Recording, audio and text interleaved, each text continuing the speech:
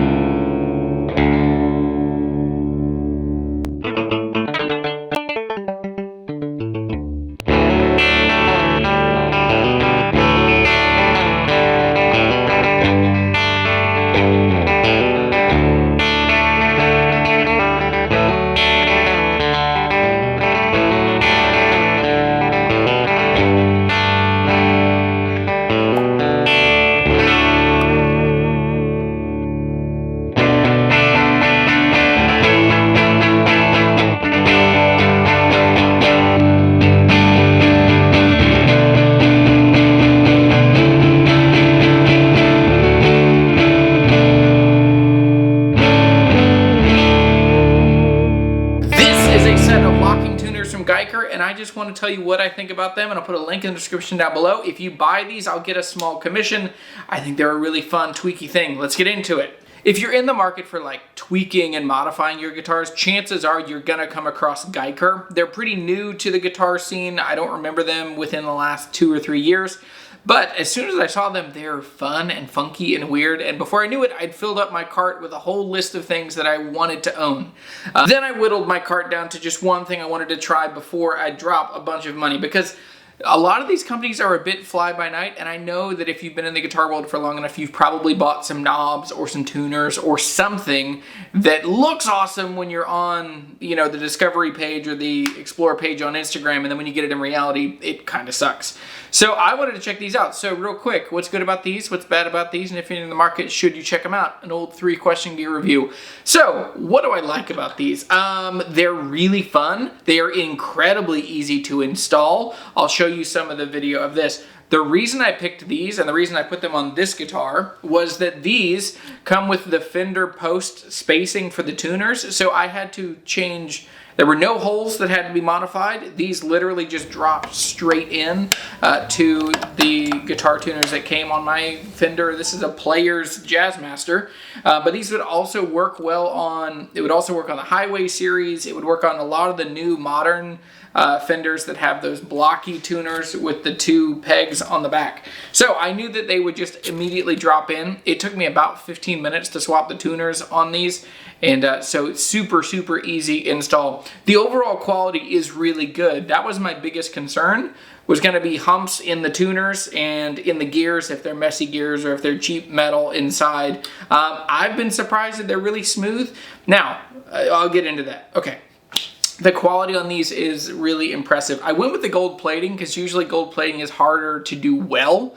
And I also liked that it's not gold plating in the traditional sense of bright, shiny, ridiculous gold. It's much more chill and much more low key and not quite as shiny. And so I really liked it. Now, it's a goofy thing. Eventually, if I would keep this, I would probably need to swap some other stuff over to gold. But I thought these were really cool. Now, the most obvious reason I got these was because guitars are pretty ugly to photograph. Tuners. And one of the easiest ways to tell if a marketing agency or a photographer has been taking pictures of guitars rather than real people, like real players, is when all the tuners are lined up. So this gives you that once-in-a-lifetime John Mayer moment that they're all lined up. It is really cool. It makes the guitar much more photographable. So even these that are at the top of the range for price are only $69.99. I mean, that's a really good deal if you think about like the other brands of tuners that you would have checked out. Now, the thing that is the coolest to me about Guyker is how ridiculous and fun all of the color combinations are, all the dopamine colors, so they're bright, anodized, and bright, funky colors. But with that, they have tons of options for you. You can get these tuners with different knobs, you can do different buttons, and they have all the button shapes that you would recognize. They have some Kluson looking things, they have some Grover looking things, they have vintage style looking things, and they have things that I've never seen before. So they're exciting and it's cool. It's a good time for a change. Now, they're not perfect. So let's talk about the things that I don't like as much. I think overall, their brand is over the top, and I think that's not going to be for everybody. I think guitar culture is largely concerned about traditional options, vintage correct. And so I think this is a good thing that forces people to break out into a new color, a new style, and they're cool and tweaky, and they're for the new guitar players that are not us old farts, which I'm not an old guy, but most of the guys I hang around in the music world are kind of the old guys that think that the last great band was in 1978 and blah, blah, blah, all that stuff. These are really good quality. I don't need locking tuners. I think if your guitar does not stay in tune, locking tuners is not the answer. I think that largely locking tuners are a gimmick. With that said, it's fun to see the mechanical component of them, but as someone that I just have opinions on certain things, I prefer the luthier's knot, tying the strings, and I don't have tuning issues or tuning instability.